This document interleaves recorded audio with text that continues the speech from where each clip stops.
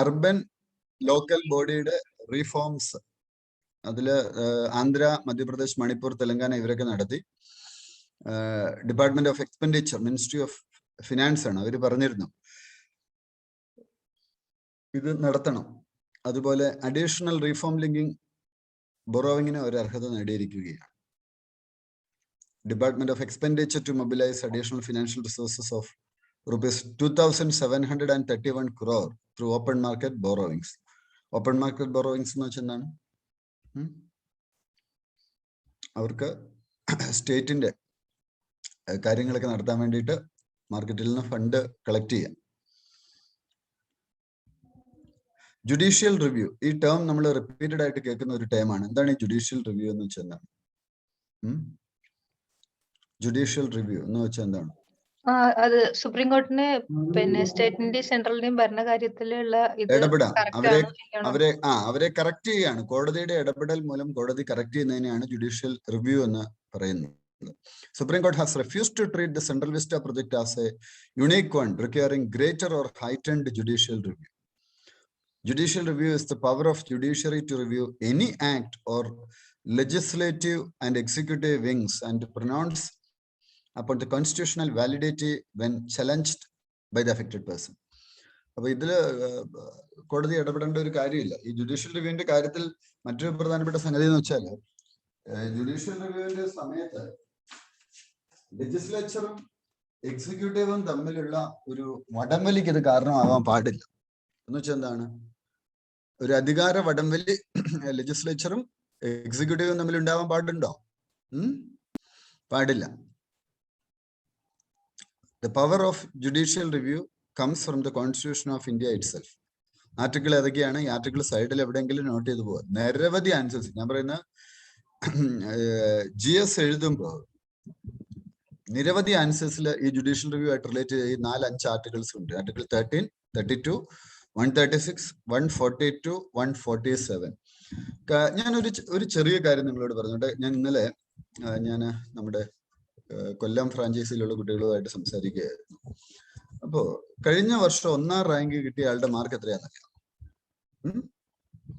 കഴിഞ്ഞ വർഷം 1ാം റാങ്ക് കിട്ടിയ ആളുടെ മാർക്ക് 1072 മാർക്കാണ്. അയാൾക്ക് ഇന്റർവ്യൂ മാർക്ക് ഉൾപ്പെടെ കിട്ടിയിരിക്കുന്നത്. ഞാൻ ജനറൽ കാറ്റഗറിയുടെ കാര്യമാണ് പറയുന്നത്, അതായത് ഏറ്റവും ഹയസ്റ്റ് മാർക്ക്. ജനറൽ കാറ്റഗറിയിൽ 751 മാർക്കുള്ള ആൾക്ക് ഇന്റർവ്യൂ കോൾ ലെറ്റർ കിട്ടി. 961 മാർക്കിൽ വന്ന ആൾക്ക് ഏതെങ്കിലും സർവീസ് കിട്ടി. അപ്പൊ നിങ്ങളുടെ ഒരു സ്ട്രാറ്റജി നിങ്ങളൊന്ന് പ്ലാൻ ചെയ്യുകയാണ് എങ്കിൽ, റഫ്ലി നമ്മൾ നോക്കുകയാണ്, നിങ്ങൾ ഒരു ഓപ്ഷണലിന് 300+ വാങ്ങുന്നു, 300 വാങ്ങുന്നു എന്നുള്ള ഒരു സിറ്റുവേഷൻ എടുക്കും. GSന് നിങ്ങളൊരു 45% വാങ്ങും, അല്ലെ 43% വാങ്ങും. 430 മാർക്ക് വാങ്ങും. 430 + 300 730. 730 പ്ലസ് SA പേപ്പറിന് നിങ്ങൾ ഒരു 150 മാർക്ക് വാങ്ങും. 800 അപ്പൊ എത്ര? 730, 830, 880 ആയി, 80 ആയി. പ്ലസ് ഇന്റർവ്യൂവിന് നിങ്ങളൊരു 167 ഒക്കെ ആവറേജ് എല്ലാവരും വാങ്ങുന്നുണ്ട്. ശരാശരി പ്രകടനം ഈസി ആയിട്ട് വാങ്ങാവുന്ന ഒരു സ്കോറാണ്. അപ്പൊ ഒരു 880 പ്ലസ് ഒരു 160 ഇന്റർവ്യൂവിനും കിട്ടിയാലും നിങ്ങളുടെ മാർക്ക് എത്രയായി? 1040. നിങ്ങൾക്ക് IAS കിട്ടുമോ ഇല്ലയോ? ഫസ്റ്റ് റാങ്ക് ഹോൾഡറും നിങ്ങൾ തമ്മിലുള്ള ഡിഫറൻസ് എത്രയാണ്? കേവലം 32 മാർക്കിന്റെ ഡിഫറൻസ് നിങ്ങളും ഫസ്റ്റ് റാങ്ക് ഹോൾഡറും ആയിട്ടും. GS പേപ്പേഴ്സിന് നല്ല സ്കോർ വാങ്ങുക. വേണമെങ്കിൽ ഞാൻ പറയുന്ന ഫസ്റ്റ് റാങ്ക് പോലും നിങ്ങളെ കൊണ്ട് പ്രാപ്യമാണ് എന്ന് പറയാനാണ് ഞാൻ പറയുന്നത്. അപ്പൊ ഈ ഇന്റർവ്യൂ എന്നൊക്കെ ഉള്ളത്, ഇന്റർവ്യൂ കഴിഞ്ഞ മലയാളികൾ തന്നെ 205 മാർക്ക് വാങ്ങിച്ചു.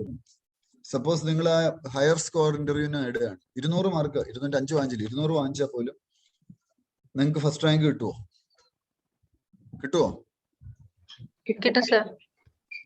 ഞാൻ പറഞ്ഞു വരുന്നത് സ്ട്രാറ്റജിയുടെ വിജയമാണ് സിവിൽ സർവീസ് എന്ന് വീണ്ടും വീണ്ടും അരക്കിട്ടുറപ്പിക്കാനാണ് ഈ എക്സാമ്പിൾ ഞാൻ പറഞ്ഞിരിക്കുന്നത്. വീണ്ടും എല്ലാ ഏരിയയിലും, അതായത് ഒരു മാർക്കിന് 10-20 റാങ്ക് പുറകോട്ട് പോകും.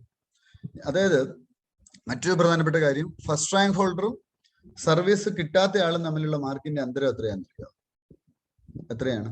10 20 അങ്ങനെ അല്ലല്ല, സർവീസ് കിട്ടാത്തയാൾ, ഒരു സർവീസിലും വരാത്തയാളും ഫസ്റ്റ് റാങ്ക് ഹോൾഡറും തമ്മിലുള്ള മാർക്കിന്റെ ഡിഫറൻസ് എത്രയാണ്? അതായത് 960 മാർക്ക് ഒരാൾക്ക് കിട്ടിയെങ്കിൽ അയാൾക്ക് സർവീസ് കിട്ടത്തില്ല. അയാളും ഫസ്റ്റ് റാങ്ക് ഹോൾഡറും തമ്മിലുള്ള മാർക്കിന്റെ ഡിഫറൻസ് എന്ന് പറയുന്നത് വെറും 112 മാർക്കാണ്.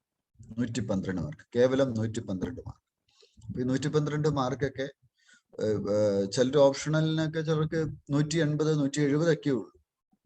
ഞാൻ പറഞ്ഞു വരുന്ന അത്രയും സീരിയസ്നെസ് നിങ്ങൾ ഈ ഓരോ ഘട്ടത്തിനും കൊടുക്കണം.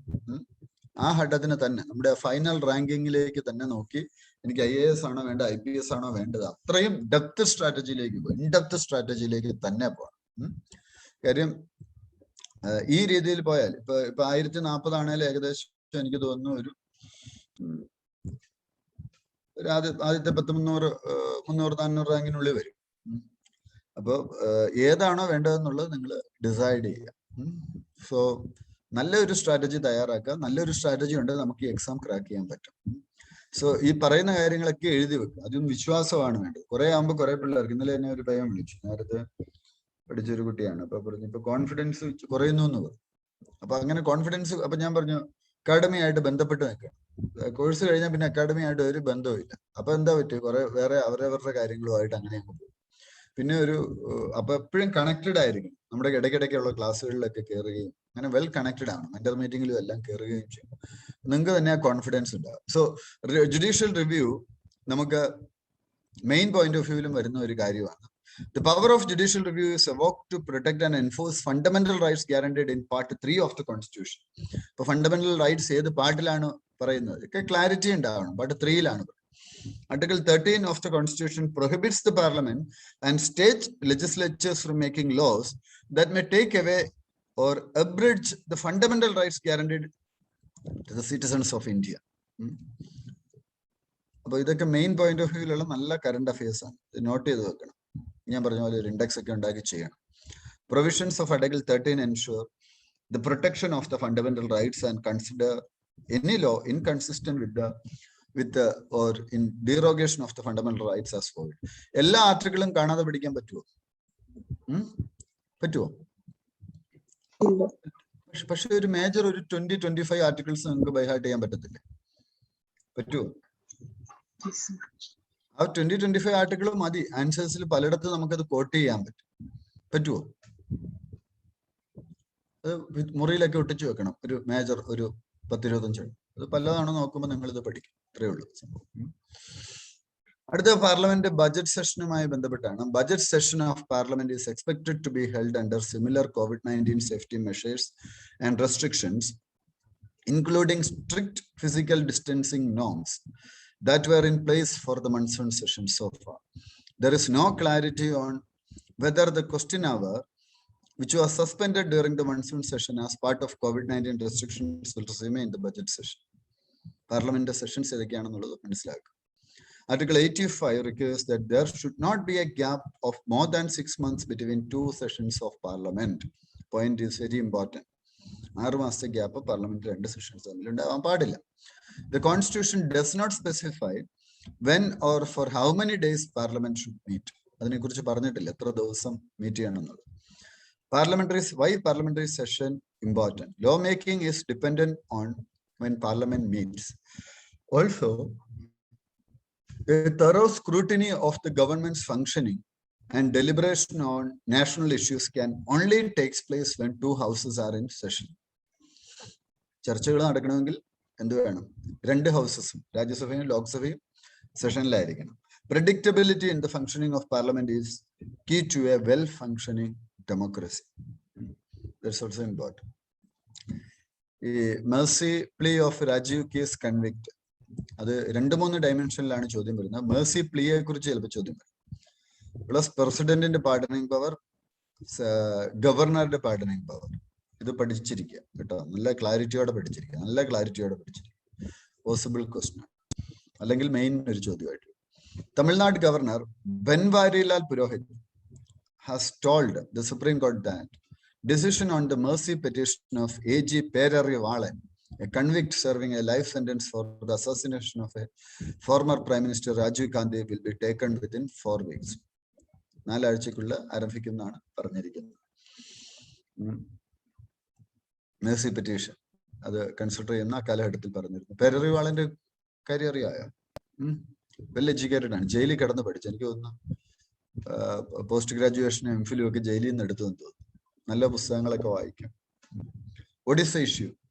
The petition has been pending with the governor since December 30, 2015, citing inaction on part of governor in deciding on his clemency plea moved under Article 161 of the Constitution. Perarivalan has come to Supreme Court for passing necessary directions.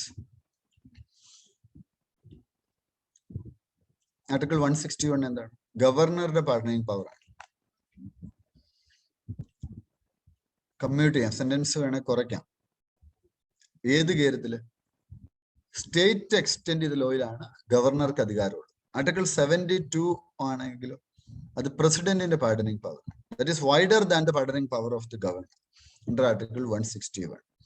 The power of the president to grant pardon extends in cases where the punishment or sentence is by a court martial, but Article 161 does not provide any such power to the governor.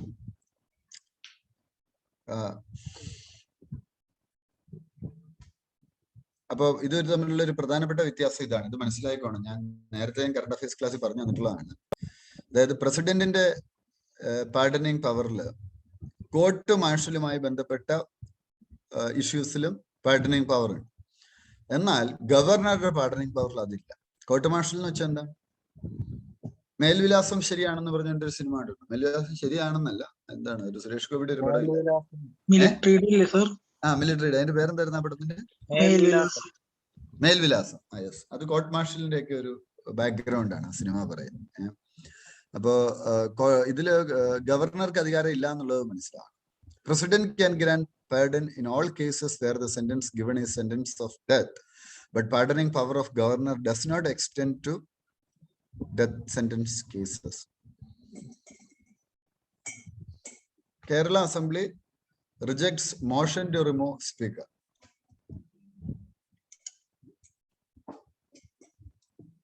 Kerala Assembly recently rejected a motion moved by opposition seeking the removal of Speaker 𝐵.𝐸𝐿𝐴, alleging his role in the diplomatic channel gold smuggling case. Removal of speaker. പഠിക്കുക. Article 179C അവിടെ provides that a member of holding office as a speaker or deputy speaker of an assembly may be removed from his office by a resolution of the assembly passed by majority of all the then members of the assembly, provided that no resolution for the purpose shall be moved unless at least 14 days notice has been given of the intention to move the resolution. Subject to provisions of Article 181 of the Constitution, the Speaker of the Deputy Speaker or such other person as is referred in the clause 2 of Article 180 presides when a resolution for the removal of the Speaker or Deputy Speaker is taken to consideration. ഇവിടെ ചോദ്യം വരുന്ന ഒരു dimension എങ്ങനെയാണെന്ന് ചോദിച്ചാൽ, സ്റ്റേറ്റിൻ്റെത് കൂടുതലും ഞാൻ കണ്ടിട്ടുള്ളത് ലോക്സഭാ സ്പീക്കറെ റിമൂവ് ചെയ്യുന്നതുമായി ബന്ധപ്പെട്ടാണ്. അതിനകത്ത് ഒരു ചോദ്യത്തിന്റെ ഒരു ഓപ്ഷൻ എന്ന് പറഞ്ഞാൽ, ലോക്സഭാ സ്പീക്കറെ റിമൂവ് ചെയ്യുന്ന ആ മോഷന് ലോക്സഭാ സ്പീക്കർക്ക് വോട്ട് ചെയ്യാൻ പറ്റും. ഇത് വ്യക്തമായിട്ട് ഇന്ത്യൻ പൊളിറ്റിക്കോ അല്ലെ ഇന്ത്യൻ ഭരണഘടന എന്ന് പറയുന്ന പുസ്തകത്തിൽ കൊടുത്തിട്ടുണ്ട്. ആ ഒരു ഡയമെൻഷനാണ് ചോദ്യം വന്ന് കണ്ടിട്ടുള്ളത്. ഇത് ചിലപ്പോൾ ഇത് സ്റ്റേറ്റ് ലെവലിലും പോയിട്ടുള്ളതുകൊണ്ട്, നാഷണൽ ലെവലിലും പോയ ന്യൂസ് ആയതുകൊണ്ട് ചിലപ്പം സ്റ്റേറ്റിനെയും ചോദിക്കാം. 14 ദിവസത്തെ നോട്ടീസ് വേണം.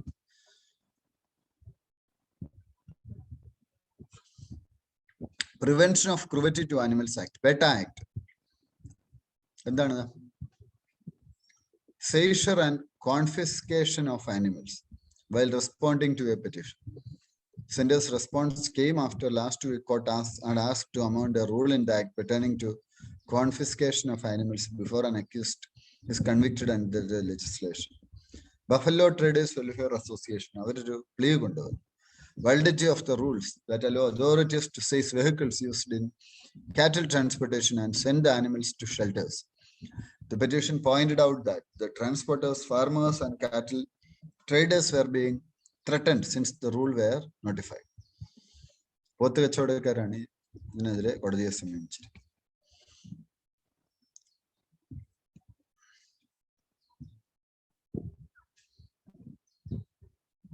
Karnataka Prevention of Slaughter and Preservation of Cattle Ordinance 2020. Karnataka government has given an undertaking to the High Court that no coercive action will be initiated for transporting cattle in breach of the Cattle Ordinance 2020 till the relevant rules are brought into force based on the draft rule notified recently. ഇപ്പൊ കർണാടകയിൽ ഇപ്പൊ പോത്ത് നിരോധിച്ചോ? പശു ഗോവധം ഒക്കെ നിരോധിച്ചിട്ടുണ്ടോ? ഉണ്ട് അല്ലെ? Recent വന്നിട്ടുണ്ട്.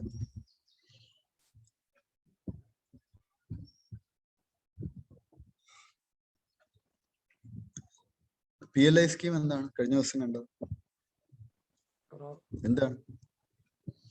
Product linked incentive. പഠിച്ചും പോണേ നമ്മള് സ്കീമൊക്കെ ഇങ്ങനെ വായിച്ചു പോയോണ്ടൊന്നും പ്രയോജനമില്ല. ഇത് കഴിഞ്ഞ് കണ്ടന്റ് എടുത്ത് റിവൈസ് ചെയ്യണം. റിവൈസ് ചെയ്തില്ല ഒന്നും പഠിക്കത്തില്ല, ഒന്നും തലയിലിരിക്കില്ല കേട്ടോ. കണ്ടന്റ് എടുത്ത് റിവൈസ് ചെയ്യും. ഇത് വളരെ നമ്മുടെ ഒരു റിസർച്ച് ടീം നന്നായിട്ട് ഇതിനു വേണ്ടി ഹാർഡ് വർക്ക് ചെയ്യുന്നുണ്ട്.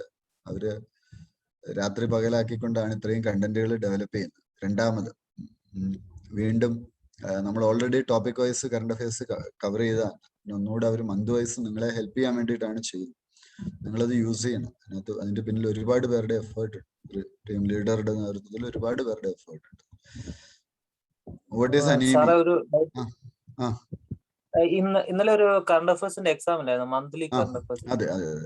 അതിനകത്തൊരു ക്വസ്റ്റ്യൻ വന്ന് ക്വിറ്റ് ഇന്ത്യ മൂവ്മെന്റ് പങ്കെടുത്തിട്ടില്ലാത്ത ആരൊക്കെയാന്നുള്ള ഒരു ഇത്. അതിനകത്ത് ഓപ്ഷൻ കൊടുത്തേക്കുന്ന മുസ്ലിം ലീഗ്, അതുപോലെ തന്നെ ഹിന്ദു മഹാസഭ, പിന്നെ ഗവൺമെന്റ് ഒഫീഷ്യൽസിനും കൂടെ കൊടുത്തിട്ടുണ്ട്. അപ്പൊ 4 എണ്ണം അതിനകത്ത് കൊടുത്തേക്കുന്ന അവർ പങ്കെടുത്തിട്ടില്ലാത്തവരാണ്. ആൻസർ കീയിൽ പ്രശ്നമുണ്ടോ? ആൻസർ കീ എന്തായിരുന്നു ഇവിടുത്തെ? ആൻസർ ഞാൻ നോക്കിയില്ല, ജസ്റ്റ് ആ എക്സാം ചെയ്തപ്പോഴത്തേക്ക് എനിക്ക് ചോദ്യം പങ്കെടുക്കാത്തവരെന്നല്ലേ? അപ്പം ആ 4 ഓപ്ഷൻ ഉള്ള ഓപ്ഷൻ ഉണ്ടോ? 4 ഓപ്ഷൻ ഉള്ളതുണ്ടോ? 4 ഓപ്ഷൻ നോക്കിയാ മതി. ഇന്നലെ എഴുതിയോ? എല്ലാവരും എഴുതിയോ? ഈ മന്ത്ലി നിങ്ങളുടെ എനിക്ക് മന്ത്ലി കറണ്ട് അഫയേഴ്സ് അല്ല സാർ കിട്ടിയത്. എനിക്ക് മറ്റേ പ്രിലിംസിന്റെ 17ാമത്തെ ടെസ്റ്റ് ആയിരുന്നു കിട്ടിയത്. അല്ല, അത് പുതിയ ആണോ? അല്ല, ഒരു കോഡ് അടിച്ചു കൊടുത്താൽ അതിനകത്ത് കേറാൻ പറ്റുന്നു. അല്ല, സാധാരണ അത് കറക്റ്റ് വരുന്നായിരുന്നു. കഴിഞ്ഞ മാസം അങ്ങനെ കറക്റ്റ് വന്നു. ഇന്നലെ വന്നില്ല. ഓഫീസിൽ ഇന്നൊന്ന് ചോദിച്ചോ?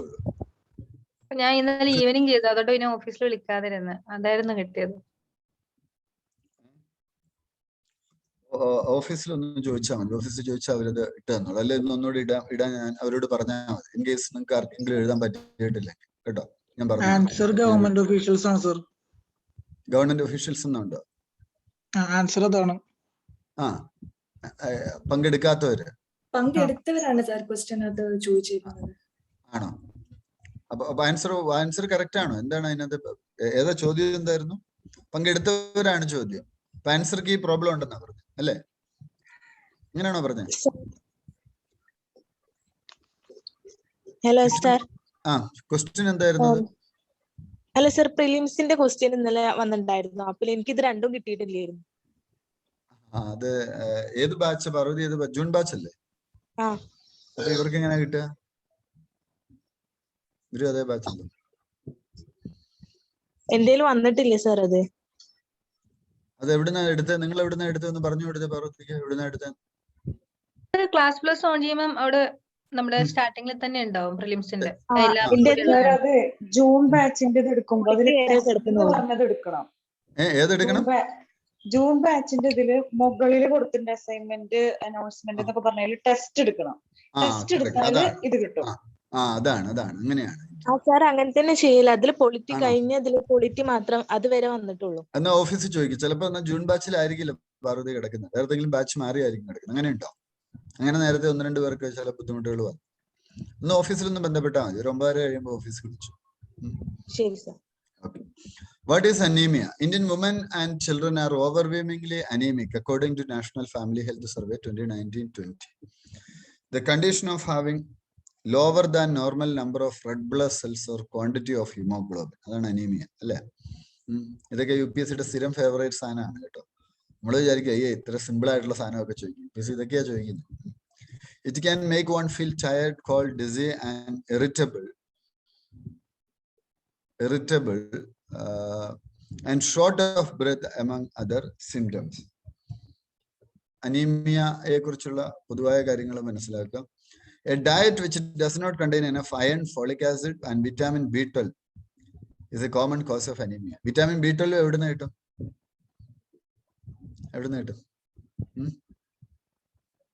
കുത്തിരിന്ന് കിട്ടും. റെഡ് റൈസ് ഇല്ലേ, കുത്തിരിന്ന് കിട്ടും. അതെ, കുത്തിരി കഴിക്കണം എന്നാണ് പറയുന്നത്. അപ്പൊ കഞ്ഞിവെള്ളമൊക്കെ തവിട്, അതിപ്പോ അത് നല്ലതാണ് B12. അതുപോലെ പിന്നെ ഈ ടർക്കി അല്ലേ, ടർക്കി മീറ്റിൽ നിന്നും കിട്ടും.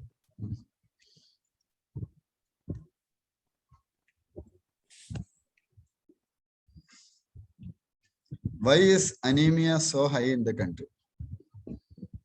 ഇന്ത്യയിലെ ഉള്ളത് B12 ഡെഫിഷ്യൻസിയും iron deficiency. Among women, iron deficiency prevalence is higher than men due to menstrual iron losses and high iron demands of a growing fetus during pregnancies. Lack of millets in the diet due to over dependence on rice and wheat, insufficient consumption of green and leafy vegetables, dominance of packaged and processed food, which are low in nutrition, could have the reasons. നിങ്ങൾക്ക് പഠിക്കുന്നതും ഫുഡുമായിട്ട് ബന്ധമുണ്ടോ? Energy ഇല്ലാത്ത feeling ഒക്കെ ഉണ്ടാവുന്നുണ്ടോ? നിങ്ങൾ എന്ത് ചെയ്യണം? നിങ്ങളും തൈരൊക്കെ കുടിക്കുക ഇഷ്ടം പോലെ. പഠനത്തിനിടയ്ക്ക് തൈര് കുടിക്കുന്നത് നല്ലതാണ്. കഞ്ഞിവെള്ളം കുടിക്കണം. പിന്നെന്താണ്, ബദാം ഇടയ്ക്ക് കഴിക്കണം. ലീഫി ആയിട്ടുള്ള വെജിറ്റബിൾസ് കഴിക്കണം. ഗ്രീൻ ടീ കുടിക്കണം. എനർജി കൂടും നന്നായിട്ട്. അതുപോലെ വീടിനകത്ത് ചെരുപ്പിട്ടേ നടക്കാവുള്ളൂ. അല്ല എന്താ പറ്റുന്ന വെച്ചാൽ ചെരുപ്പില്ലാതെ എന്നാൽ ഈ അയോൺസ് എല്ലാം അബ്സർവ് ചെയ്ത് പോകും, ഗുരുത്വാകർഷണം മൂലം. അല്ലെ ഇരിക്കുമ്പോ ഒരു ചെറിയ മാറ്റ് ഇട്ടിട്ട്, ഒരു ചെറിയ തലോണയോ വല്ലതും ഇട്ടിട്ട് അതേ ചവിട്ടിയിട്ടേ വായിക്കാവും. ഇപ്പൊ എനർജി കൂടും. ഇത് അലക്സാണ്ടർ ജേക്കബ് സാർ എനിക്ക് പറഞ്ഞു തന്നൊരു ടിപ്പാണ്. അദ്ദേഹം ഒരു ദിവസം ഒരു പുസ്തകം വെച്ച് വായിച്ചു തീർക്കുന്ന ആളാണ്. അപ്പൊ അദ്ദേഹം പറഞ്ഞപ്പോ നല്ല എനർജി കിട്ടും. രാവിലെയോ വൈകുന്നേരം ഇച്ചിരി നേരം നടക്കാൻ പോകും. അപ്പൊ നമ്മൾ വിചാരിക്കുക അരമണിക്കൂറല്ല 1 മണിക്കൂർ നടക്കാൻ പോയാൽ നഷ്ടമല്ലേ. സത്യത്തിൽ നിങ്ങളുടെ പ്രൊഡക്ടിവിറ്റിയിൽ ഒരു 2 hours നിങ്ങൾക്ക് കൂടുതൽ കിട്ടും. ആ രീതിയിൽ പിന്നെ സ്ട്രെസ് ഒരു പരിധി വരെ കൺട്രോൾ ചെയ്യാനും പറ്റും. അങ്ങനെയൊക്കെ ചെയ്യണം. ചിയ സീഡ്സ് വെള്ളം കുടിക്കണം. അങ്ങനെയൊക്കെ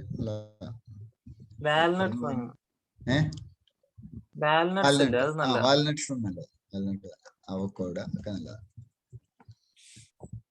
അപ്പൊ FSSAI/S limit for trans fat levels, ഇത് മിക്കവാറും ചോദ്യം വരും. ഇത് എത്രയായിട്ട് കുറച്ചു?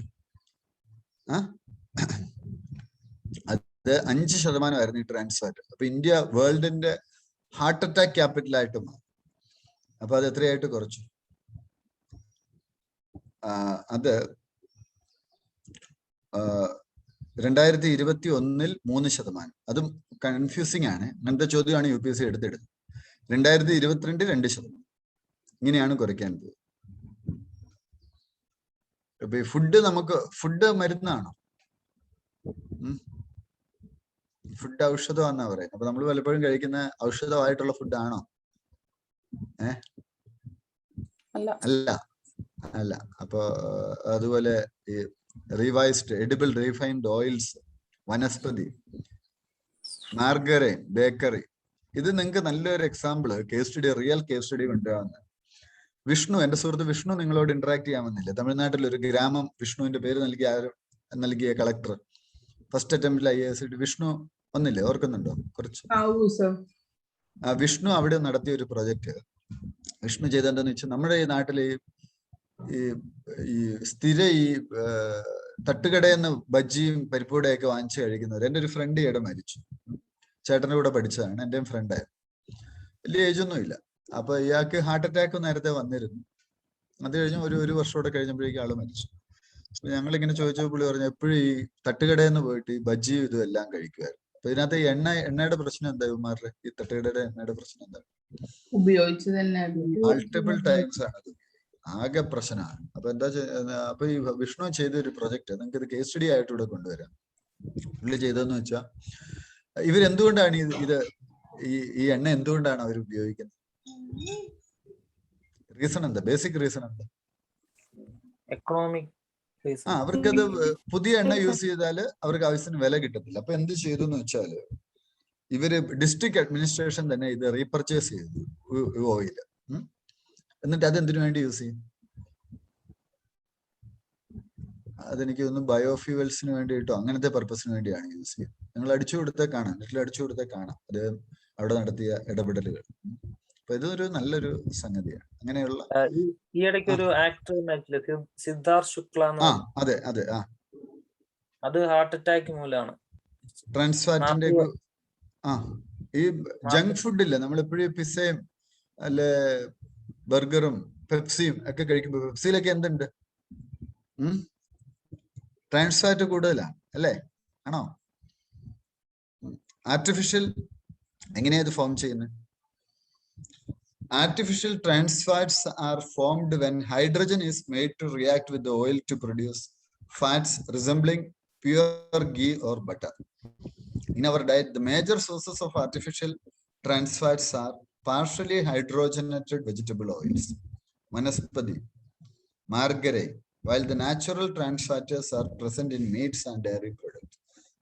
Though in small amounts. ഇറച്ചിയിലൊക്കെ ട്രാൻസ്ഫാറ്റ് ഉണ്ട്, പക്ഷെ അത് നാച്ചുറൽ ആണ്. അപ്പൊ നാച്ചുറൽ ട്രാൻസ്ഫാറ്റ് അല്ല പ്രശ്നം കൂടുതൽ സൃഷ്ടിക്കുന്നത്. ഏതാണ് പ്രശ്നം ഉണ്ടാക്കുന്നത്? ആർട്ടിഫിഷ്യൽ. അത് എങ്ങനെയാണ് അത് ഫോം ചെയ്യുന്നതെന്ന് മനസ്സിലാക്കുക. Hydrogen is made to react with oil to produce fat resembling pure ghee butter.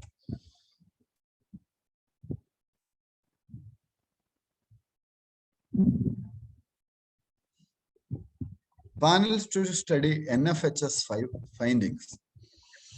Health and Family Welfare Ministry has set up a technical expert group to examine the adverse findings from National Family Health Survey 5. Committee is chaired by Joint Secretary P.D. Pant and includes experts from medicine and nutrition.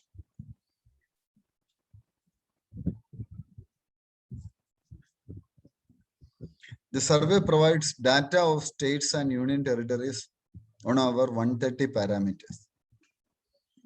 Children born between 2014 and 19 are more malnourished than the previous generation. എന്തായിരിക്കും കാരണം? ഇപ്പോഴത്തെ കുട്ടികൾ previous ജനറേഷനേക്കാളും മാൽനറിഷ്ഡ്. Reason എന്താണെന്ന് നിങ്ങൾ ചിന്തിക്കുന്നത്?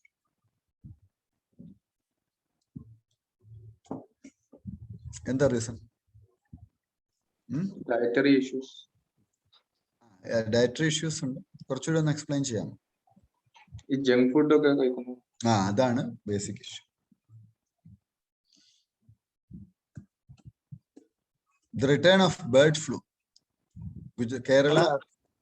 അല്ല, ഈ children bone between 2014 and 19 എന്ന് പറയുമ്പോ അവര് ജങ്ക് ഫുഡ് കഴിക്കുമോ? ആ ജനറേഷൻ അമ്മമാര്, ഇപ്പോഴത്തെ അമ്മമാര് 2-3 കാര്യങ്ങൾ. ഒന്ന് അവര് ഡയറ്റ് എടുക്കുന്നുണ്ട്. ഐ മീൻ ബോഡി വെയിറ്റ് കുറയ്ക്കാൻ വേണ്ടിയിട്ട് ഫുഡ് കുറച്ചേ കഴിക്കത്തുള്ളൂ, ആവശ്യത്തിന് കഴിക്കത്തില്ല. 2, ഈ ഇന്ന് 2000 ചിൽഡ്രൻ ആണ് ബോൺ. അപ്പൊ അമ്മമാരെന്ന് വെച്ചാൽ ചെറുപ്പക്കാരികളായ അമ്മമാര്. അവര് കൂടുതലും ഇപ്പൊ ദാരിദ്ര്യം അല്ലല്ലോ, ഈ പീരീഡിൽ ദാരിദ്ര്യം കുറയുമല്ലേ ചെയ്യുന്നത്. നിങ്ങൾ ലോജിക്കലി തിങ്ക് ചെയ്യുമ്പോ ഇപ്പൊ അതിന് മുമ്പത്തെ ഒരു ജനറേഷനുമായിട്ട് നോക്കുമ്പോ അമ്മമാർക്ക് സ്കീംസ് ഒത്തിരി ഉണ്ട്, അല്ലെ? ദാരിദ്ര്യം കുറവാണ്. അപ്പോ ഈ അവര് മാൽനറിഷ്ഡ് ആവാനുള്ള കാര്യം ഇതാണ് മോഡേൺ. അതുകൊണ്ടാണ് ഇങ്ങനത്തെ സ്കീംസ് ഒക്കെ കൊണ്ടുവരുന്നത്. നമ്മൾ ഹെൽത്തി ഫുഡ് ഹാബിറ്റ്സിലോട്ട് വരണം. ഇപ്പൊ വീഗൻ ഡയറ്റ് ഒക്കെ ഓരോരുത്തർ കൊണ്ടുവരുന്നില്ലേ, അല്ലെ? ഈറ്റ് ഹെൽത്തി എന്നുള്ളതാണ് എല്ലായിടത്തും ഉള്ള ഒരു കോൺസെപ്റ്റ്.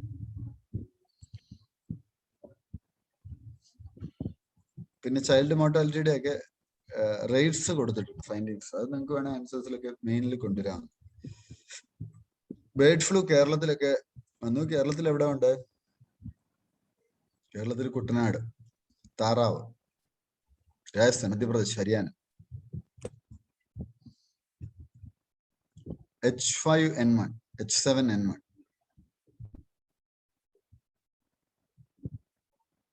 അത് that have most recently infected humans. When bird flu does strike humans, it can be deadly. അത് ഏതൊക്കെയാണെന്ന് നോക്കുക. Strains H5N1 H7N9. ഗീസിലാണ് ചൈനയിൽ 1996 ആദ്യത്തെ ബേർഡ് ഫ്ലൂ ഉണ്ട്. Wild waterfowl and can spread into domestic poultry, chickens, turkeys, ducks, geese, etc. The disease is transmitted via contact with an infected bird's fecs, secretions, etc. Human transmission എങ്ങനെയുണ്ട്? H5N1 virus can jump species and infect humans from the infected bird. Bird flu and consumption of poultry meat exist. H5N1 virus infecting human is comparatively low in India as compared to Southeast Asian countries, mainly because of the differences in culinary habits. എന്താണ് ഈ culinary habits എന്ന് വെച്ചാൽ? ഭക്ഷണശീലങ്ങൾ. നമ്മള് പച്ചയ്ക്ക് മുട്ടയൊന്നും കഴിക്കുവോ? അപ്പൊ temperature നമ്മൾ 70 degree സെൽഷ്യസിന് മേലെ ചൂടാക്കിയിട്ടാ കഴിക്കും അല്ലെ? മീറ്റും എഗ്സും നമ്മൾ ഈ വെൽ കുക്ക്ഡ് ആണ് ഇന്ത്യയിൽ. പുറത്തോ പല സ്ഥലങ്ങളിൽ ഹാഫ്ലി കുക്ക്ഡ് അവിടെയൊക്കെ. ഹാഫ്ലി കുക്ക്ഡ് ചിലപ്പോ പച്ചയ്ക്ക് തരും അല്ലെ? ചില യൂറോപ്യൻ രാജ്യങ്ങളിലൊക്കെ പോകുമ്പോ ഫിഷ് ഒക്കെ കഴിക്കുന്നത് അങ്ങനെയാണ്. മിക്കവാറും ഈ പ്രോൺസ് ഒക്കെ പച്ചയ്ക്കാണ്. യൂറോപ്പിലൊക്കെ നല്ല സാലഡ് ഉണ്ടാവും. അവര് അതെ അതെല്ലാം പച്ചയ്ക്കാണ് വരുന്നത്. അത് ആദ്യം നമുക്ക് കഴിക്കാൻ പാടാണ്. 2-3 വട്ടം നമ്മൾ കഴിച്ചു കഴിയുമ്പോൾ പിന്നെ നമ്മൾ ഓക്കെ ആവും. നമ്മൾ അതുമായിട്ട് താതാമ്യപ്പെടും. Institutions of eminence set up campus abroad. UGC പറഞ്ഞിരിക്കുകയാണ് പ്രീമിയർ ഇൻസ്റ്റിറ്റ്യൂഷൻസിന് വിദേശത്തും ക്യാമ്പസുകൾ സെറ്റ് ചെയ്യും.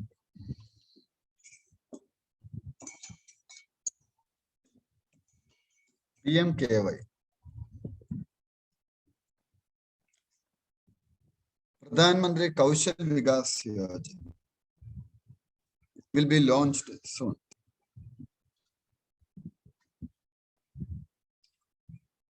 അവരെന്താ ചെയ്യുന്ന 600 ഡിസ്ട്രിക്ട്സിലാണ് ഇത് ലോഞ്ച് ചെയ്യാൻ പോകുന്നത്. Spearheaded by the ministry of skill development and entrepreneurship. ഈ മിഷന്റെ പ്രത്യേകത എന്താണ്?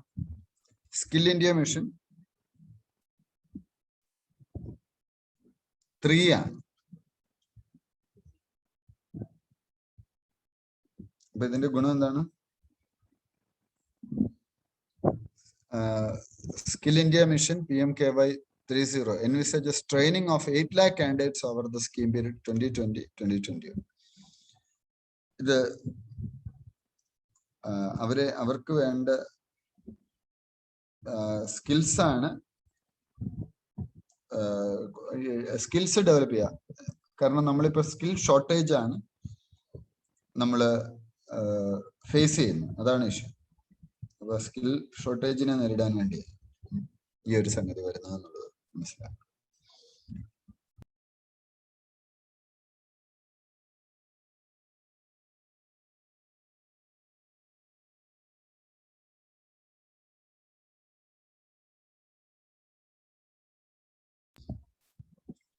അപ്പൊ ഇതൊരു സ്കീമാണ്. ആ സ്കീം എന്താണ് എന്നുള്ളതൊന്ന് മനസ്സിലാക്കുക.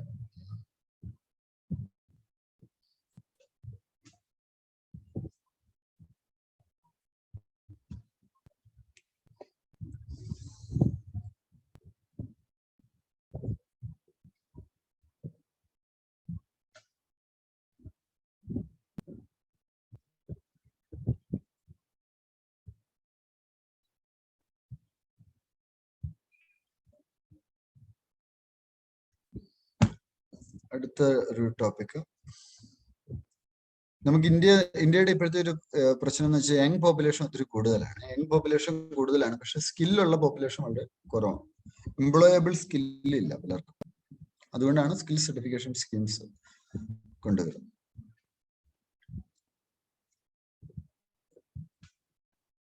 Ayushman Bharat Health Scheme for Central Armed Police Forces. Ayushman scheme was launched recently, extending the benefit of the Central Health Insurance Program to the personnel of all armed police forces in the country. ഇതിന്റെ ഗുണം എന്താണ്?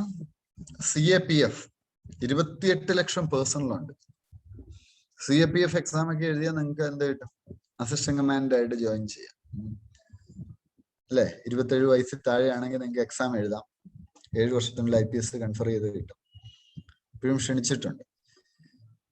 അപ്പോ ഈ സ്കീമിന്റെ പ്രത്യേകത എന്താണ്? ആയുഷ്മാൻ ഭാരത് പ്രധാനമന്ത്രി ജൻ ആരോഗ്യ യോജന പ്രകാരം അവർക്ക് ഹെൽത്ത് ഇൻഷുറൻസ് കിട്ടും. PMJAY കഴിഞ്ഞ ആഴ്ച നമ്മൾ സംസാരിച്ചതാണ്.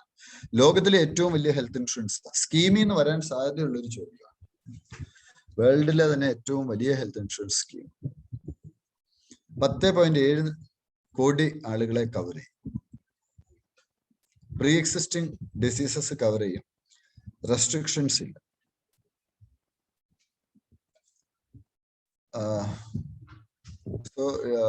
പബ്ലിക് ഹോസ്പിറ്റൽസിന് റീഇംബേഴ്സ് ചെയ്യാനുള്ള അവസരം.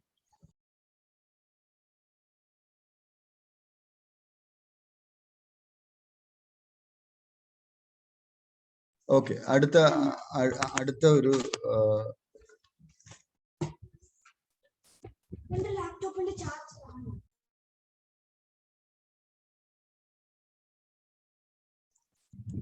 ഓക്കെ അടുത്ത topic, neglected tropical diseases, NTDs. India has joined the world to light up Qutb Minar as a sign of unity to combat the neglected tropical diseases. The second annual World Neglected Tropical Disease Day will be marked on 30th January. ഈ tropical diseases എന്താണ് neglected എന്ന് പറയുന്നത്? ഈ tropical കൺട്രീസിലുള്ള ആളുകള് poorest പോപ്പുലേഷനാണ്. Remote rural area, urban സ്ലംസിലൊക്കെ ഉള്ളത്. അപ്പോ പോവർട്ടി കാരണം അവരെന്ത് ചെയ്യും? അവര് ഇതിനെയൊന്നും കാര്യമായി വെക്കില്ല. അത് കൂടുതലും ഉണ്ടാവുന്നത് എങ്ങനെയാണ്? അൺസേഫ് വാട്ടർ, പുവർ ഹൗസിംഗ്, ഇതൊക്കെയാണ് reason. Poor sanitation. Children are the most vulnerable to this disease, which kill, impair, or permanently disable millions of people every year, often resulting in lifelong physical pain and social stigmatization. Policies, ഇതിനു വേണ്ടിയിട്ടുള്ള policies ഉണ്ട്. National health policy 2017. അതില് national policy on treatment of rare diseases ഉണ്ട് 2018. ഇതിലൊക്കെ നമ്മൾ ഉദ്ദേശിക്കുന്നതെന്ന് വെച്ചാൽ health care അല്ലെ ന്യൂ ഡ്രഗ്സ് അഫോർഡബിൾ ആവും എല്ലാ പോപ്പുലേഷനും എന്നുള്ളതാണ് ഉദ്ദേശിക്കുന്നത്. Natural capital accounting and valuation of ecosystem services, NCAVES. India Forum 2021 is being organized by the Ministry of Statistics and Program Implementation. India is one of the 5 countries taking part of the project. Other countries being Brazil, China, South Africa, Mexico. The project എന്താണ്? Natural capital accounting and valuation ecosystem services. ഒരു practice of എൻവയോൺമെന്റൽ and ecosystem accounting, അതിന് ഈ രാജ്യങ്ങളിൽ വേണ്ട സംവിധാനം ചെയ്തു കൊടുക്കുക എന്നുള്ളതാണ് ഉദ്ദേശിക്കുന്നത്. UNSD ഉണ്ട്, UNEP ഉണ്ട്, CBD ഉണ്ട്, convention of biological diversity.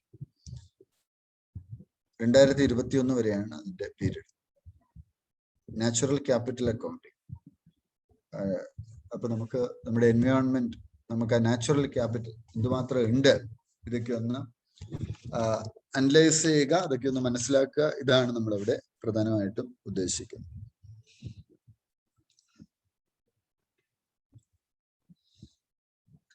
What Russia's exit means for the Open Skies Treaty. Russia has announced that it is leaving the Open Skies Treaty. Open Skies Treaty എന്ന് വെച്ച ഒരു അക്കൗണ്ടാണ്. 30 രാജ്യങ്ങൾ, ഇത് കഴിഞ്ഞ ദിവസം പത്മജ ചോദിച്ചതാന്ന് തോന്നുന്നു അല്ലേ?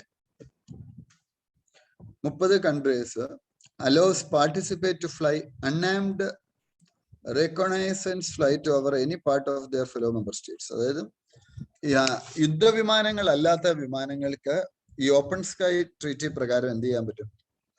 അവർക്ക് ഈ 30 രാജ്യങ്ങളുടെ എയർ സ്പേസിന് മുകളിലൂടെ പറക്കാൻ പറ്റും. ഇത് പ്രപ്പോസ് ചെയ്ത 1955 ഡ്വൈറ്റ് ഐസൻഹോവർ ആണ്, അന്നത്തെ US പ്രസിഡന്റ് ആയത്. As a means to de-escalate tensions during the Cold War. The landmark treaty was eventually signed in 1992 between NATO members and former Warsaw Pact countries, following the demise of the Soviet Union. ഇതാദ്യം sign ചെയ്തത് NATO members ആയിട്ടുള്ള രാജ്യങ്ങളാണ്. വാഴ്സോ pact കൺട്രീസുമായിട്ടാണ് ചെയ്തത്. അപ്പൊ ഈ Soviet യൂണിയന്റെ ഒരു വിഘടനത്തെ തുടർന്നാണ് ഇത് ചെയ്യുന്നത്. 2002 ഇത് നിലവിൽ വന്നു.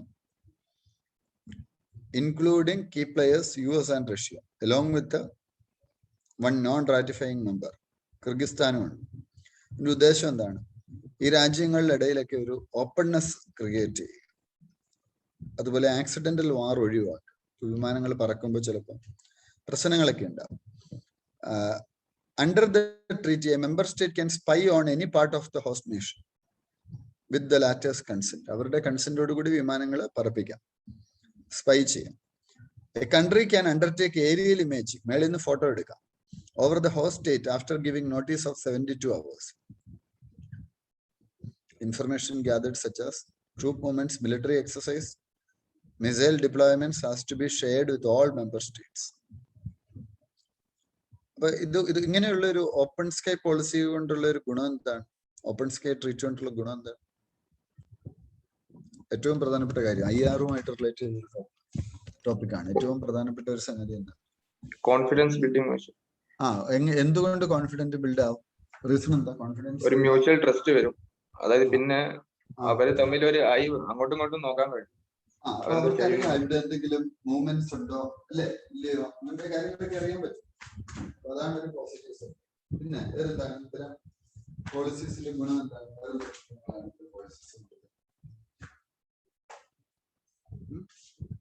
പറഞ്ഞോളൂ, നമുക്ക് പറയാം. വേറെ എന്തൊക്കെ ഗുണങ്ങൾ? ഡിപ്ലോമസി. പറയൂ. ഇതൊക്കെ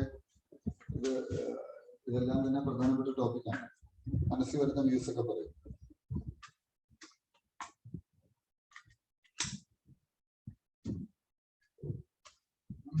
വേറെ പോയിന്റ്സ് ഒന്നും മനസ്സിൽ വരുന്നില്ല? മനസ്സിലായിരുന്നില്ലേ? ഈ കോൾഡ് വാർ എന്ന് വെച്ചാൽ എന്താ? കോൾഡ് വാർ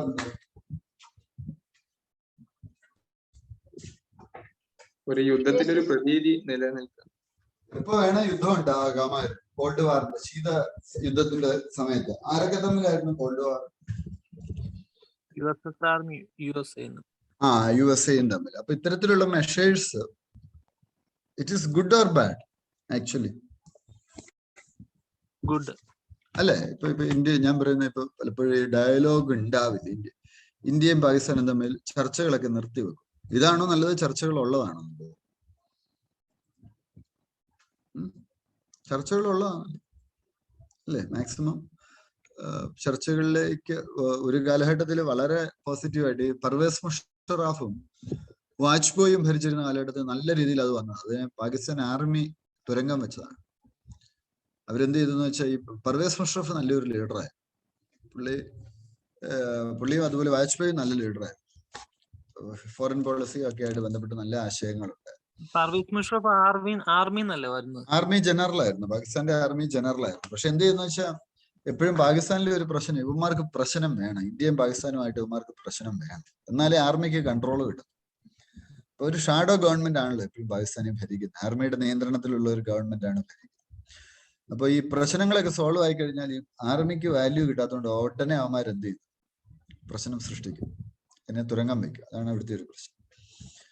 അപ്പൊ എപ്പോഴും ഡിസ്കഷൻസ് നല്ല, രണ്ടുപേരും നല്ല കുറച്ചുകൂടെ ഒരു ലിബറൽ ലീഡേഴ്സ് ആയിരുന്നു. വാജ്പേയി നല്ല വിവരമുള്ള ലീഡറാണ്, പോയറ്റൊക്കെ ആണല്ലോ.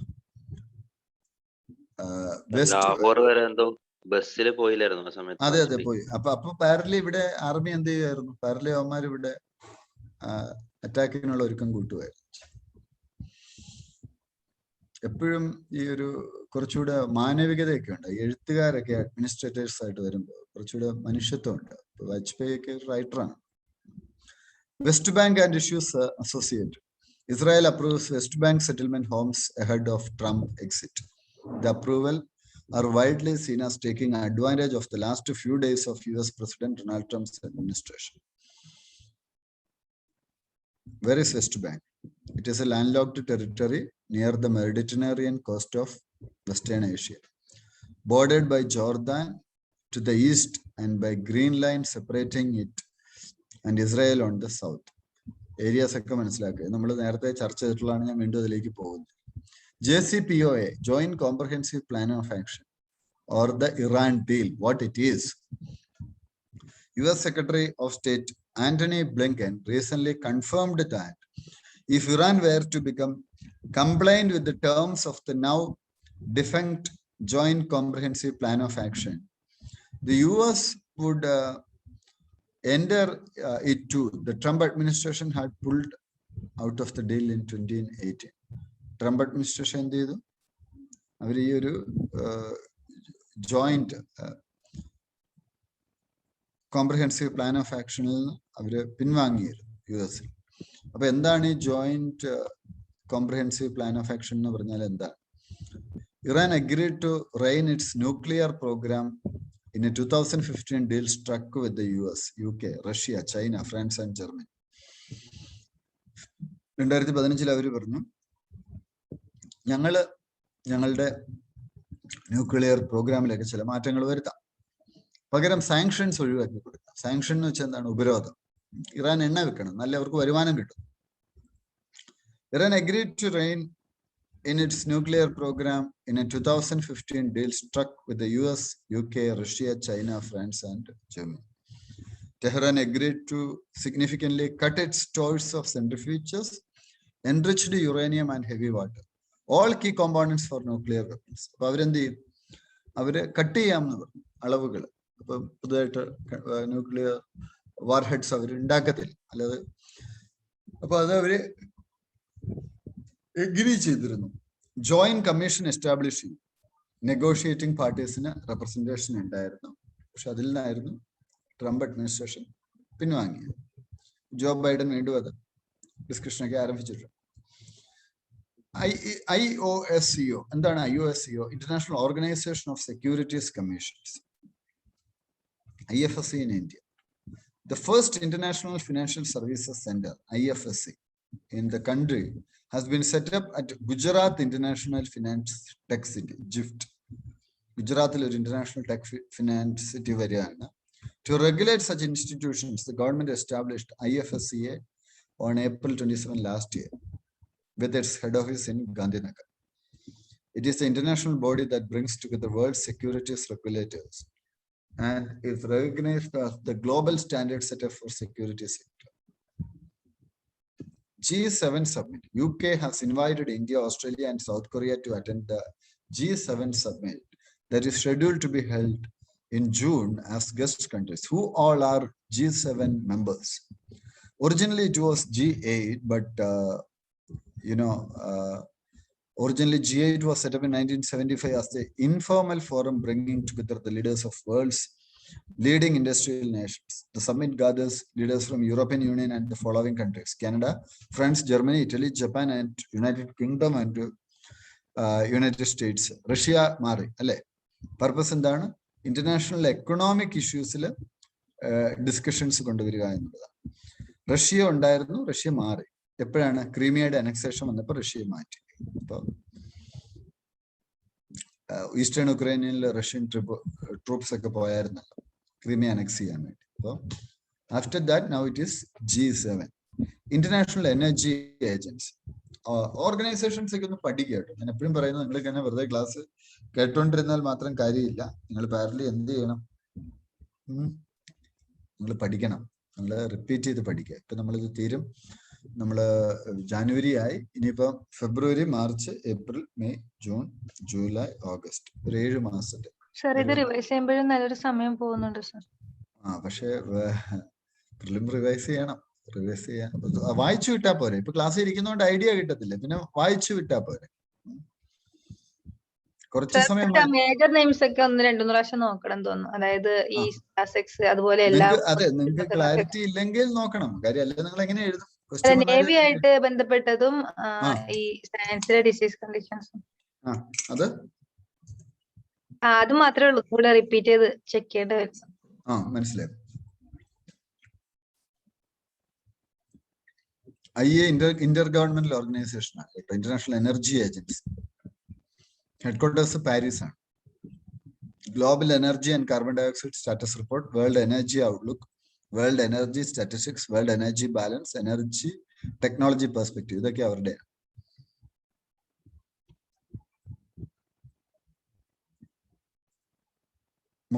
30 അംഗങ്ങളാണ് ഇപ്പോൾ ഉള്ളത്.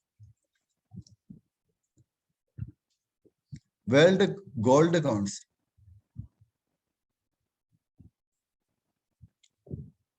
Gold demand in India hit 25-year low.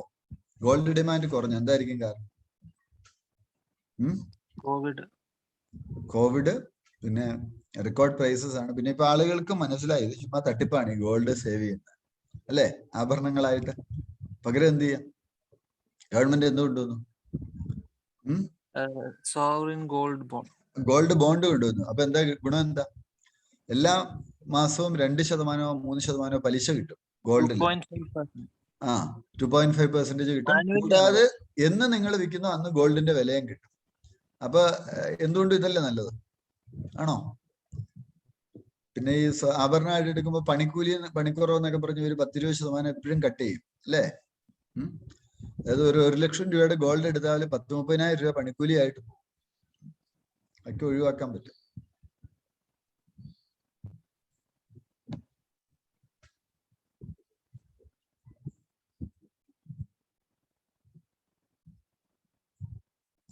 പിന്നെ ഇവര് നിങ്ങൾ കൊടുക്കുന്ന ഗോൾഡൊക്കെ തന്നെ അവര് ചിലപ്പോ ഒന്ന് മുക്കി എടുത്തിട്ട് അവരത് ഫ്രഷ് ആഭരണമായിട്ടും വിൽക്കും, അല്ലേ? പക്ഷെ നിങ്ങൾ വിൽക്കുമ്പോ അവരെന്ത് പറയും? പണിക്കുറവ് കൊണ്ട് അല്ലേ, പണിക്കൂലി കുറയ്ക്കും എന്നൊക്കെ പറയും. ഫേസ്ലെസ് ടാക്സ് സ്കീം ഓഗസ്റ്റ് 2020 കൊണ്ടുവന്നതാണ്. എന്താണിത്? ഈ അസസ്മെന്റ് ആണ്. ഇൻഡിവിജ്വൽ ടാക്സ് ഓഫീഷ്യൽസ് ഡിസ്ക്രിപ്ഷൻ അല്ലെങ്കിൽ ഒരു പൊട്ടൻഷ്യൽ ഹരാസ്മെന്റ് അത് ഒഴിവാക്കാൻ വേണ്ടിയിട്ട് എന്താ ചെയ്യും? സെർട്ടൻ കേസസിൽ മാത്രമേ ഹിയറിംഗ് കൊണ്ടുവരത്തുള്ളൂ. ഫിസിക്കൽ ഇന്ററാക്ഷൻ മാക്സിമം കുറയ്ക്കുകയാണ്, എല്ലാം ഓൺലൈൻ ത്രൂ ചെയ്യുക. LLP എന്ന് പറഞ്ഞാൽ എന്താ? Limited liability partnership. Decriminalizing various offences and permitting LLPs to issue non-convertible debentures. എന്ന് പറഞ്ഞാൽ എന്താണ്? ഡിബഞ്ചേഴ്സ് എന്ന് വെച്ചാൽ എന്താണ്? കടപ്പത്രങ്ങൾ. ലിമിറ്റഡ് ലയബിലിറ്റി പാർട്ട്ണർഷിപ്പിൽ അവർക്ക് ഇറക്കാൻ പറ്റും. LLP, one partner is not responsible or liable for another partner's misconduct or negligence. എന്നുള്ളതൊന്ന് മനസ്സിലാവും.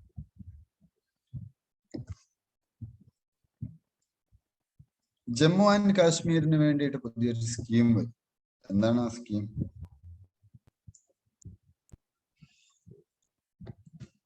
ഇൻഡസ്ട്രീസ് അവിടുത്തെ മാക്സിമം ഡെവലപ്പ് ചെയ്യും. സെൻട്രൽ സെക്ടർ സ്കീമാണ്. Which is first time in any industrial incentive scheme of the government of India. 28,400 crores ആണ് ഇതിനു വേണ്ടിയിട്ട് മാറ്റിവെച്ചിട്ടുള്ളത്.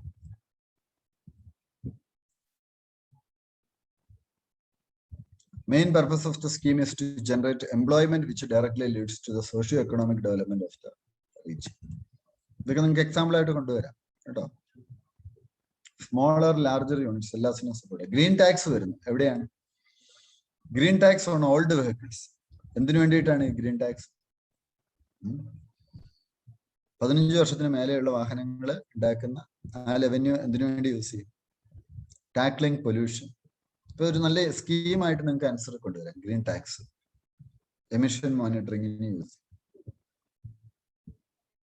10 to 25% ആണ് അത് വരിക റോഡ് ടാക്സിന്റെ. അപ്പൊ ആൾക്കാർ ഈ പഴയ വണ്ടികളൊക്കെ ഉപയോഗിക്കുമോ? പരമാവധി അത് ഒഴിവാക്കാൻ നോക്കും.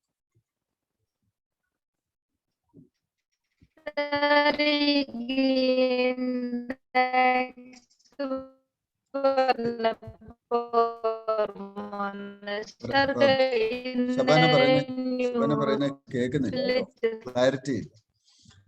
പക്ഷെ ഹൈബ്രിഡ്സിനും ഒന്ന് ആൾട്ടർനേറ്റ് CNG എത്തനോൾ എന്റെ പ്രശ്നമാണ്. ഞാൻ പറയുന്നത് കേൾക്കുന്നുണ്ടോ? കേൾക്കാം സർ. ഓക്കെ. പിന്നെ എന്താ പറയാ, അവിടെ മഞ്ഞുരുക്കിയിട്ട് അവിടെ കൂടുതലായിട്ടും ഓക്കെ ഓക്കെ.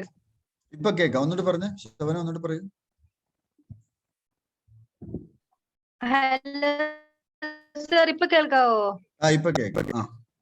സാർ, അത് പിന്നെ റഷ്യയില് പിന്നെ എന്താ പറയാ, ഐസ് ഉരുകിയിട്ട് അവിടെ കൂടുതൽ പിന്നെ മീഥെയിൻസ് അറ്റ്മോസ്ഫിയറിലേക്ക് പോകുന്നത് കൂടുതൽ ഇഷ്യൂസ് വരാൻ ചാൻസ് ഉണ്ട്. അതുകൂടാതെ ഒരു 4 days ബാക്ക് ഒരു 40,000 ഇയർ പഴക്കമുള്ള ഒരു സിംഹത്തിന്റെ ഇതൊക്കെ കിട്ടിയിട്ടുണ്ടെന്ന്. അപ്പൊ ഇങ്ങനെ ഇതിപ്പോ മഞ്ഞുരുകുവാണെങ്കിൽ ഒരുപാട് പിന്നെ രോഗാണുക്കളും അതുകൂടാതെ ഒരുപാട് ഡെഡ് ബോഡീസും വരുവാണെങ്കിൽ പെട്ടെന്ന് തന്നെ ഒരുപാട് ഇഷ്യൂസ് വരാൻ ചാൻസ് ഉണ്ട് എന്നുള്ള ഒരു article.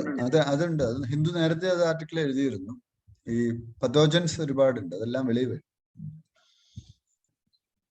Of budget borrowing, physical deficit എന്ന് വെച്ചാൽ ധനക്കമ്മി. ബജറ്റിൽ 20,000 കോടി പറഞ്ഞു, സർക്കാരിന്റെ കയ്യിൽ 15,000 കോടിയുള്ള 5,000 കോടി ആയിരിക്കും ഫിസിക്കൽ ഡെഫിസിറ്റ്. അപ്പൊ അത് മാറ്റാൻ വേണ്ടി ഓഫ് ബഡ്ജറ്റ് ബോറോവിങ്സിലേക്ക് ഗവൺമെന്റിന് പോകാൻ സാധിക്കും. ഓഫ് ബഡ്ജറ്റ് ബോറോവിങ്സ് എന്ന് വെച്ചാൽ സെൻട്രൽ നേരിട്ടെടുക്കുന്ന ബോറോവിങ്സ് അല്ല, പക്ഷെ അവരെന്ത് ചെയ്യും, ഏതെങ്കിലും പബ്ലിക് ഇൻസ്റ്റിറ്റ്യൂഷൻ വഴിയായിട്ട് എടുക്കുന്ന ബോറോവിങ്സിനെയാണ് ഓഫ് ബഡ്ജറ്റ് ബോറോവിങ് എന്ന് പറയുന്നത്. ലോൺ അപ്പം നാഷണൽ ഫിസിക്കൽ ഡെഫിസിറ്റിൽ വരികയും PM കിസാൻ 1364 കോടി രൂപ, 6,000 രൂപ വെച്ച് കർഷകരുടെ അക്കൗണ്ടിലേക്ക് നേരിട്ട് കൊടുക്കുന്ന ഒരു സ്കീമായിരുന്നു. 2 ഹെക്ടർ വരെ ലാൻഡ് ഉള്ളവർക്ക് ഈ പൈസ കിട്ടി. പ്രധാനമന്ത്രി ഫസൽ ബീമ യോജന നമ്മൾ നേരത്തെ കണ്ടിട്ടുള്ളതാണ്. Agricultural merged schemes include national agricultural insurance scheme NAIS and national agricultural insurance scheme, modified national agricultural insurance. Completely voluntary ആണ്, നമുക്ക് ഇഷ്ടമുള്ളവർക്ക് എടുക്കാം.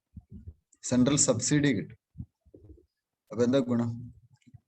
ഏതെങ്കിലും കൃഷി നഷ്ടമൊക്കെ ഉണ്ടായാൽ ഇൻഷുറൻസ് കവറേജ് കിട്ടും. Kochi Mangalore LNG pipe line 450 kilometre, അത് പ്രധാനമന്ത്രി ഇനാഗുറേറ്റ് ചെയ്തു കേട്ടോ. 1 നേഷൻ 1 ഗ്യാസ് ഗ്രിഡ് എന്നുള്ള കോൺസെപ്റ്റിന്റെ ഭാഗമായിട്ടാണ് വെച്ചത്. National infrastructure pipe line 6,385 project വരുന്നുണ്ട്.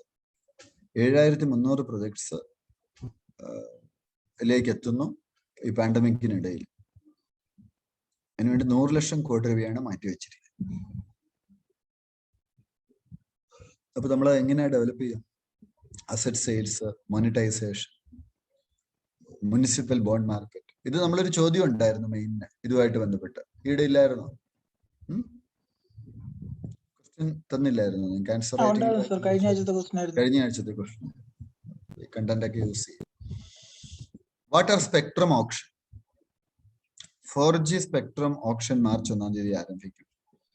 സ്പെക്ട്രത്തിന് ഒരു മാർക്കറ്റ് ഡിറ്റർമിൻഡ് പ്രൈസ് കിട്ടും. Spectrum and avoid ensure efficient use of spectrum and avoid hoarding hoarding എന്ന് വെച്ചാൽ എന്താണ്? ഇപ്പൊ ഈ 2G സ്പെക്ട്രം സ്കാം എന്തായിരുന്നു? 2G സ്പെക്ട്രം സ്കാമില് വന്നത് എന്താ വന്നത്? അന്ന് ഗവൺമെന്റ് ലേലം ചെയ്യാതെ ചില തൽപര കക്ഷികൾക്ക് കൊടുത്തു. അതാണ് ഇന്നത്തെ വാർത്താ വിനിമയ മന്ത്രിയായിരുന്ന, ടെലികോം മന്ത്രിയായിരുന്ന രാജയ്ക്കെതിരെ എനിക്ക് കേസ് വന്നു. രാജ എനിക്ക് പണ്ടൊരു സമ്മാനം തന്നിട്ടുണ്ട്. എനിക്കൊരു ക്വിസ് കോമ്പറ്റീഷനിൽ ഞാൻ സെക്കൻഡ് പ്രൈസ് കിട്ടിയപ്പോ രാജയാ സമ്മാനം തന്നു. തിരുച്ചിറപ്പള്ളി വെച്ച് നടന്ന ക്വിസ് കോമ്പറ്റീഷൻ. അവിടുത്തെ MP തിരുച്ചിറപ്പള്ളി MP ആയിരുന്നു. ഓക്കെ.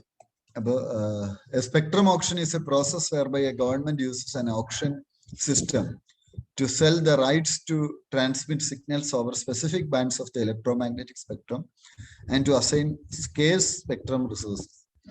Spectrum auction നടക്കുന്നു. അപ്പോൾ എന്താണ്? Devices such as cell phones and wireline telephones require signals to connect from each one another. These signals are carried on airwaves which must be sent at designated frequencies to avoid any kind of interference. The Union government owns all the publicly available assets within the geographical boundaries of the country, which also including airwaves. അപ്പൊ airwaves എന്ന് പറയുന്നത് ഗവൺമെന്റിന്റെ അസറ്റാണ്. പക്ഷെ ഈ phone work ചെയ്യണേ എന്ത് വേണം? Signals connect ചെയ്യണം. അപ്പൊ അവരിത് ലേലം ചെയ്ത് കൊടുക്കുക. All the publicly available assets within the geographical boundaries of the country, which also include airwaves, to provide more space for the signals, to sell these assets to companies, the central government through the DOT auctions, Department of Telecom. അപ്പൊ ഈ എയർവേവ്സിനെയാണ് നമ്മൾ എന്തെന്ന് പറയുന്നത്? Spectrum എന്ന് പറയുന്നത്. നീതി ആയോഗിന്റെ India innovation index, കർണാടകയാണ് most innovative state, മഹാരാഷ്ട്രയും തമിഴ്നാടും സെക്കൻഡ്, ബീഹാറാണ് ഏറ്റവും ബോട്ടത്തിൽ. സെറം ഇൻസ്റ്റിറ്റ്യൂട്ടിന്റെ കോവിഷീൽഡ് വേഴ്സസ് ഭാരത് ബയോടെക്സ് കോവാക്സിൻ വ്യത്യാസമൊക്കെ അറിയാവോ? നമ്മൾ വിചാരിക്കും സിമ്പിൾ ആണ്. ഞാൻ ഇന്നലെ ഒരു KS ഇന്റർവ്യൂവിന് പോകുന്ന ആളോട് ചോദിച്ചു, what is the difference between Covishield and Covaxin എന്ന് ചോദിച്ചു. ഇതൊക്കെ പറയാൻ പറ്റില്ല. നമ്മളെപ്പോഴും കാണുന്ന കാര്യമാണ്, കോമൺ കാര്യമാണ്. താല്പര്യം ഉണ്ടോ എന്നുള്ളത് നോക്കും. എനിക്കൊന്ന് നിഷാന്ത് സാർ നല്ല അടിപൊളി വീഡിയോ ഒക്കെ ചെയ്തിട്ടുണ്ട് അല്ലേ? ഇട്ടിട്ടില്ലേ? കണ്ടിരുന്നോ? നേരത്തെ ഇട്ടിട്ടുണ്ട്. ഈ വാക്സിന്റെ ഒരു നല്ലൊരു വീഡിയോ അദ്ദേഹം ചെയ്തിട്ടുണ്ട്. നിങ്ങൾ എത്ര പേര് കണ്ടു എന്ന് എനിക്ക് അറിയത്തില്ല. ഫസ്റ്റ് വീഡിയോ നല്ല തിരക്കിനിടയിൽ അദ്ദേഹം ചെയ്തു തരുന്നതാണ്. അപ്പൊ ഇറ്റ് ഈസ് ഗുഡ്. പക്ഷെ അതൊന്നും ഒത്തിരി പേര് കണ്ടിട്ടില്ല, അതൊന്ന് കാണണം. Neither Covishield nor Covaxin has completed the crucial phase 3 trial, under which a vaccine candidate is administered to volunteers at multiple locations across the country. The approval was based on a recommendation by subject expert committee, which deliberated for 2 days on granting approvals of the vaccines. About Covishield has been developed by Oxford University and collaborated by AstraZeneca. Pune-based Serum Institute of India is their manufacturing and trial partner. It uses a replica deficient chimpanzee viral vector based on a weakened version of a common cold virus vaccine. This virus causes infections in chimpanzees and contains the genetic material of the SARS-CoV-2 virus spike protein. About Covaxin, what is the difference between both? Covaxin is developed by Bharat Biotech and it is India's first indigenous vaccine against COVID-19. Bharat Biotech has developed this vaccine in collaboration with the Indian Council of Medical Research and National Institute of Virology. That is also important. The second point is also important. It is an inactivated vaccine which is developed by inactivating, killing the live microorganisms that cause the disease. വ്യത്യാസം മനസ്സിലായിക്കോണം. ചിലപ്പോൾ ചോദ്യമായിട്ട് വരും കേട്ടോ. ഇത് inactive vaccine ആണ്. This destroys the abilities of the pathogen to replicate, but keeps the intact. പക്ഷേ ഈ പതോജൻ ബോഡിയിലുള്ളപ്പോൾ എന്ത് ചെയ്യും? ഇമ്മ്യൂൺ സിസ്റ്റം എന്ത് ചെയ്യും? Still recognize it and produce an immune response. Antibodies will produce it.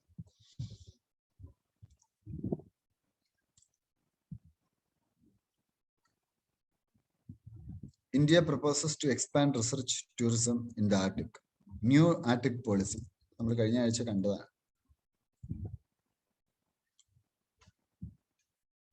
Arctic countries ഏതൊക്കെ? Canada, Denmark, Greenland എന്ന് പറയപ്പെടും അല്ലെ? Denmark, Norway, Russia, USA. USAയുടെ അലാസ്കയാണ്. Finland, Sweden, Iceland. These countries together form the core of the Arctic Council. നമ്മുടെ stations ഏതൊക്കെയാണ്? Research station അവിടെ ഉണ്ട്. പേരെന്താ? ഹിമാദ്രി. ഒബ്സർവർ സ്റ്റാറ്റസ് ആണ് ഇന്ത്യക്ക് ആർട്ടിക് കൗൺസിൽ. എംസാൻഡിന് ഇൻഡസ്ട്രി സ്റ്റാറ്റസ് എടുക്കുക. എന്താണ് ഈ മാനുഫാക്ചർഡ് സാൻഡ് എന്ന് പറയുന്നത്? എന്താണ്?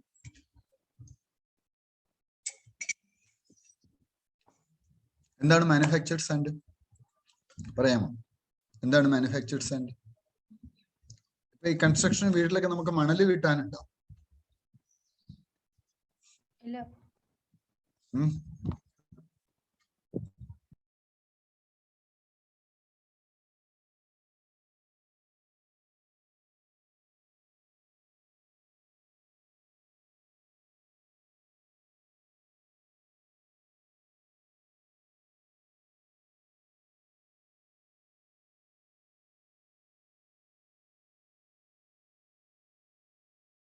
ഓക്കെ. അപ്പൊ ഇപ്പൊ ഈ എന്താണ് പീസാൻഡ്, തേപ്പിന് നമ്മൾ പീസാൻഡ് എന്ന് പറയുന്ന സാൻഡാണ് യൂസ് ചെയ്യുന്നത്.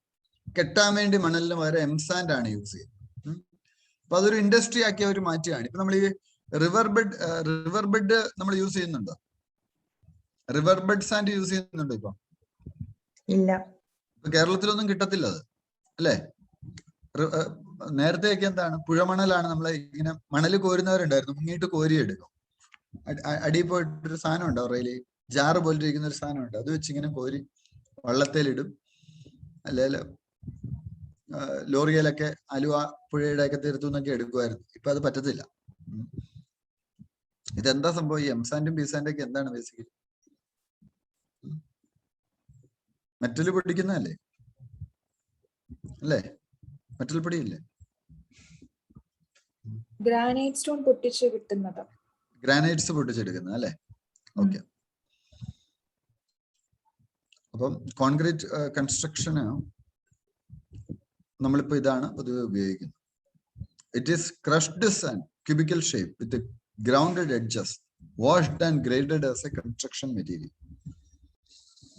Astro sand, ultraviolet imaging telescope spots rare ultraviolet bright stars in a massive intriguing cosmic dinosaur in the Milky Way. Significance of the discovery. Ultraviolet bright stars are speculated to be the reason for the ultraviolet radiation coming from old stellar systems such as elliptical galaxies, which are devoid of young blue stars. Hence, it is all the more important to observe more such stars, understand their properties. ആസ്ട്രോസാറ്റിന്റെ പ്രത്യേകത എന്താണ്? ഇന്ത്യയുടെ Astrosat, India's first multi wavelength space telescope, which has 5 telescopes. ഇത് ഇന്ത്യയുടെ ആദ്യത്തെ ടെലസ്കോപ്പാണ് multi wave length ഉള്ളത്. അതിൽ 5 telescope ഉണ്ട്. Visible, near U V, far U V, soft X-ray and hard X-ray, ഇതെല്ലാം നമുക്ക് കാണാൻ പറ്റും.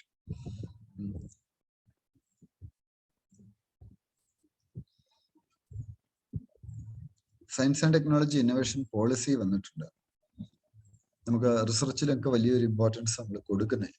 അപ്പൊ അവിടെ കൂടുതലൊരു എംഫസൈസ് വരാൻ വേണ്ടിയിട്ടാണ്.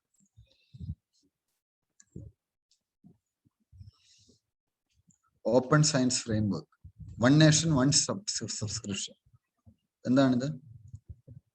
ഇപ്പൊ നമുക്ക് സയന്റിഫിക് മാഗസിൻസ് ഒക്കെ എല്ലായിടത്തും കിട്ടുന്നുണ്ടോ? One subscription. അപ്പൊ എല്ലാവർക്കും ലഭ്യമാകാവുന്ന രീതിയിൽ നോളജും ഒക്കെ കിട്ടുന്ന രീതിയിലേക്ക് ഗവൺമെന്റ് കാര്യങ്ങൾ കൊണ്ടുവരികയാണ്.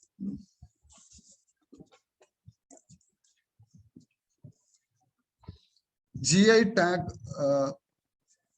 sought for India's costliest mushroom. ഇന്ത്യയിലെ കോസ്റ്റ്ലിയസ്റ്റ് മഷ്റൂം ഏതാണ്? 1 കിലോയ്ക്ക് 20,000 രൂപയാണ്. ആരാ ഉണ്ടാക്കുന്നത്? ആന്റി ഇൻഫ്ലമേറ്ററി പ്രോപ്പർട്ടി ഉണ്ട്, മെഡിസിനൽ പ്രോപ്പർട്ടി ഉണ്ട്. ഗുച്ചി ഓർ മൊറേൽ എന്നാണ് അറിയപ്പെടുന്നത്. ടെമ്പറേറ്റ് ഫോറസ്റ്റിലാണ് ഇത് കാണപ്പെടുന്നത്. GI ടാഗ് കിട്ടുമ്പോൾ ഇതിന് ശ്രദ്ധ കൂടുതൽ കിട്ടും, അല്ലെ? GI ടാഗ് എന്ന് വെച്ചാൽ agricultural, natural or manufactured product. Handicrafts ആവാം, ഇൻഡസ്ട്രിയൽ ഗുഡ്സ് ആവാം. ഒരു ജിയോഗ്രഫിക്കൽ ടെറിട്ടറിന്ന് മാത്രം ഉണ്ടാവുന്നതാണ്. കേരളത്തിൽ നിന്ന് ഏതൊക്കെയുണ്ട് GI ടാഗ് കിട്ടിയതൊക്കെയുണ്ട്? ആറന്മുള കണ്ണാടി. പിന്നെ നേത്രപ്പഴ ഏതാണ്? തൃശ്ശൂർ ഒരു നേത്രപ്പഴം ഉണ്ടല്ലോ, ഏതാണ്? പാലക്കാട് മട്ട. തൃശ്ശൂർ ഒരു നേത്രക്കായ ഉണ്ട്, എന്താ അതിന്റെ പേര്? തൃശ്ശൂർ എടുത്ത് ചെലയോട്, ചെങ്ങോലിക്കോട്. Such name conveys an assurance of quality and distinctiveness, which is essentially attributable to the place of its origin. Once the GI protection is granted, no other producer can misuse the name to market similar products. അതുപോലെ ഒരു അരിയില്ലേ കേരളത്തില്, രക്ത, എന്താ സംഭവം? വയനാട്ടിൽ നിന്നുള്ള ജീരകശാല അരിയാണോ? അല്ല, ഒരു 5,000 രൂപ കിലോയ്ക്ക് വിലയുള്ള ഒരു അരി ഉണ്ടല്ലോ, അയൺ കണ്ടന്റ് ഒരുപാട് കൂടുതലുള്ള രക്ത something.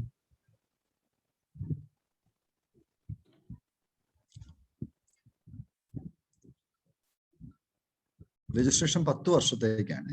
Geographical indications of goods act പ്രകാരമാണ് ഇത് വരുന്നത്. Parker solar probe. Parker Solar Probe marks 7th successful sync around the sun.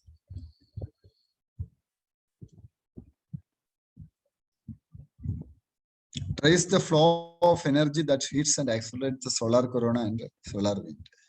Determine the structure and dynamics of the plasma and magnetic field at the sources of the solar wind. ഇതൊക്കെ identify ചെയ്യാണ് ഈ Parker solar പ്രോബിന്റെ ഉദ്ദേശം.